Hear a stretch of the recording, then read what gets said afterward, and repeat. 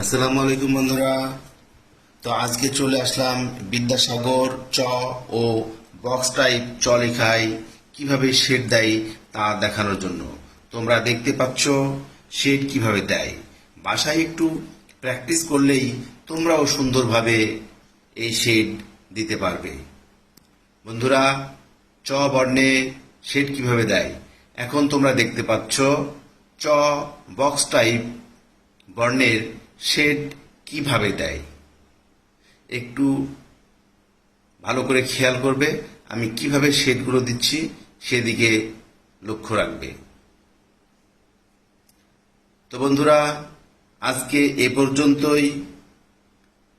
আগামী পর্বে তোমরা দেখতে পাবে ছ বর্ণ কিভাবে লিখে। বিদ্যাসাগর ছ বর্ণটি কিভাবে লিখতে হয় তা নিয়ে হাজির হব ইনশাআল্লাহ। সবাই ভালো থেকো, আমার পেজের সাথেই থেকো।